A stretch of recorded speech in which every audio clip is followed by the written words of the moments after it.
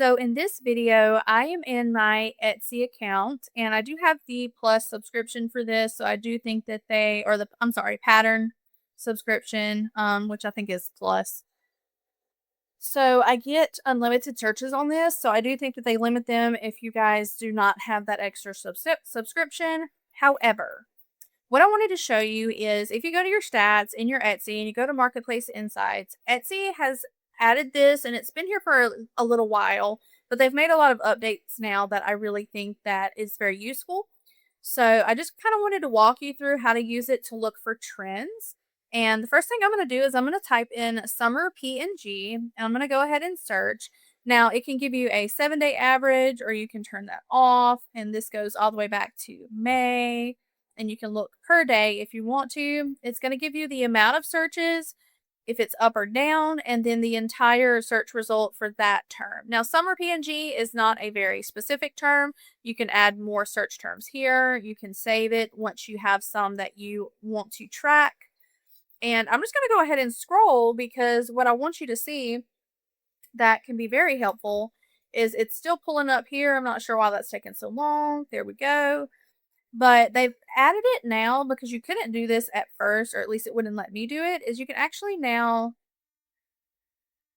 go and filter from top or low searches and search results. So if this was me and I was trying to find something that maybe has a good decent amount of searches, but not as much competition when it comes to just a generic 4th of July PNG, is I would actually click search results and bump it down. Because then you can go in and you can see, okay, well, Liberty Bell PNG has had 93 searches and it only has 2,000 search results. So it only has like 2,000 competition listings for that.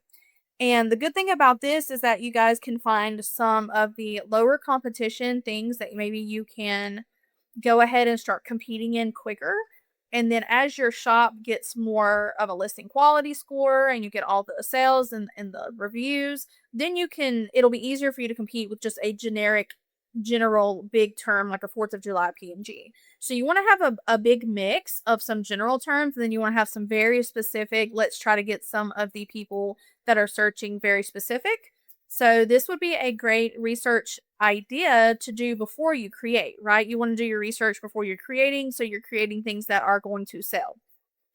So once again, Star Spangled Banner PNG, you've got a few different things there, Land of the Brave, and then we can go and continue on with that. Now I'm going to go ahead and scroll up here, and I know that the paint is very, like the impasto is very, so I'm going to do Mama Impasto PNG because that's a little bit more specific, right? And it does not bring any searches back. And since it didn't bring any searches back, it's not showing here. So let me see if we just do Impasto. So it has 131 searches and search results is a little over 2,000. And then it'll go in here and it'll start showing you some different options here. So oil paint PNG, that may be a better search term because I have seen that. Let me go to Etsy. Let me make another Etsy page really quick. And let's start typing it out. So let's say 4th of July oil. No, that's not going to populate. I saw it populate on one the other day. I was trying to think what that was. Let's do yes, Impasto PNG. So that's going to bring up a lot of different stuff. So let me go back over here. The good thing about this is not only can you filter once again, so you can look for brushes. Right here would be a really good one if you're making impasto brushes, like Procreate brushes or Photoshop brushes and things like that. An oil painting overlay, so that would be like a background or like a textured. And then the good thing right here is it'll give you a price range. This one says it doesn't have enough data for that, but then you can also do a range of the prices, and it actually shows you a lot of the best sellers. So you can see, a little bit of the style, this how it's looking, how, which ones are purchased the most. Because if it's a bestseller, that means it's selling quite frequently.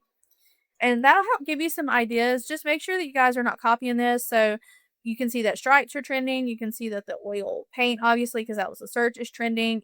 Funny little animals everywhere is trending. Then you've just got like some sunset type things. So that would be a great idea for some different designs without infringing upon someone else's design, right? Like we don't want to do the same type of design with the same placement on everything. You want to be a little more unique than that because that helps you to stand out a little bit. But yeah, so I think this is a really great tool to check for all of that. And you can also, like I said, you can save it. You can add a search term. So search a similar term to oil impasto, and we'll go realistic oil paints PNG, and I did not spell that right. And then you click search and you add, and now it's showing you again. Now it's not showing anything back on that because that is a little specific, but we could also go edit. We could add another one. So we can go oil PNG, apply, and that one did populate some results there. So that will give you a few different things that you guys can do. And like I said, I would just use this right here to see, okay, what's getting the most searches but has the least amount of competition, especially for beginners. If you're coming in this space and you don't have a lot of reviews, and you don't have a lot of listings, and you haven't had a lot of sales, you want to make sure that one, that you're designing for something that you know is going to sell, but you also want to make sure that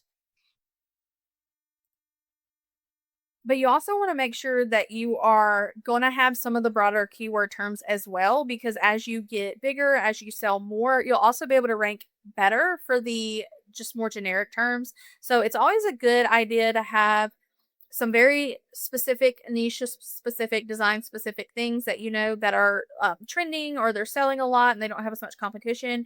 But then it's okay to also have like some broader things like 4th of July PNG. That's fine. You just want to make sure that you have enough of the strategic, very specific ones to rank you quickly. And then the quicker you start getting sales on those listings, the quicker that you guys will be able to rank for the bigger words, basically.